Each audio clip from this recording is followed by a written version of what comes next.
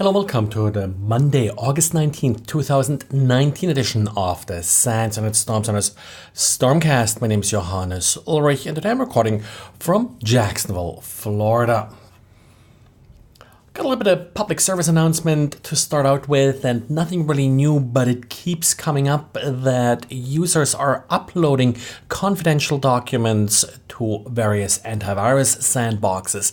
These tools, like most prominently VirusTotal, will scan your document for malware, and then of course, they will keep a copy of that document and make it available to researchers.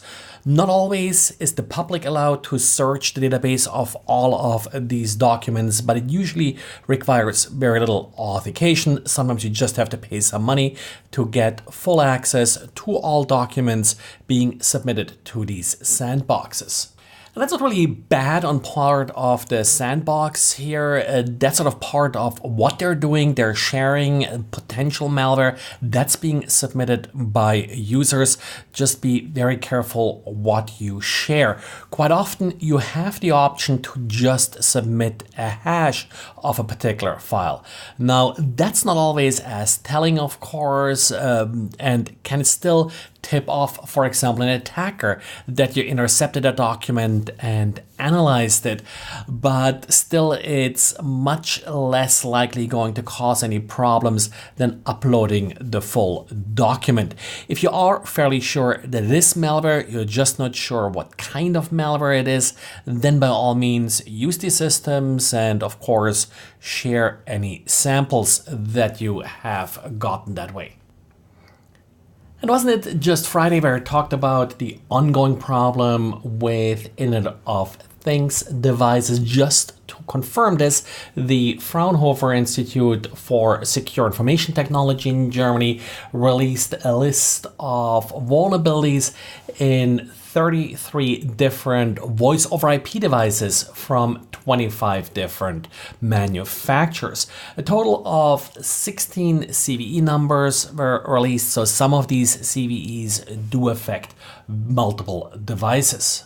Quite a wide range of vulnerabilities that are being discussed here. Now, one of the focus areas here is web applications running on the device and authentication bypass vulnerabilities that in sort of one of the not so severe case just allow an attacker to sort of register on the device. In more severe cases, it actually does allow for the execution of arbitrary code.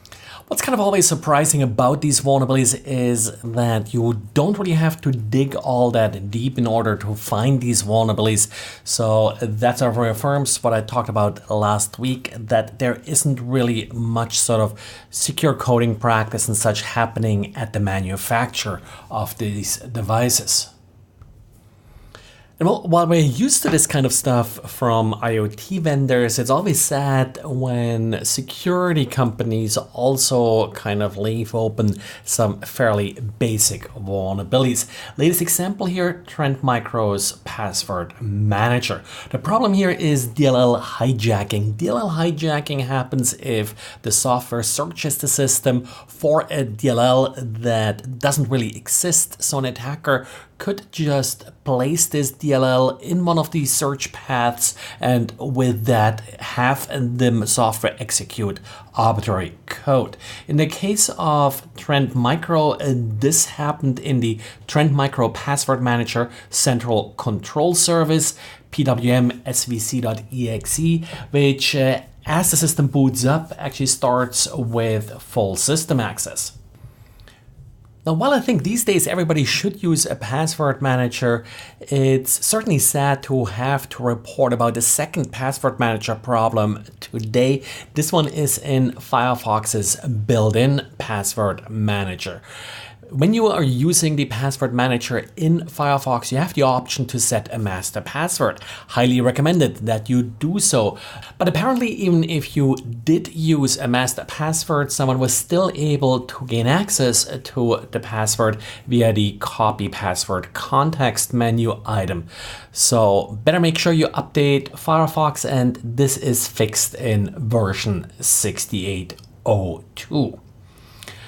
Well, that's it for today. Thanks for listening and talk to you again tomorrow. Bye.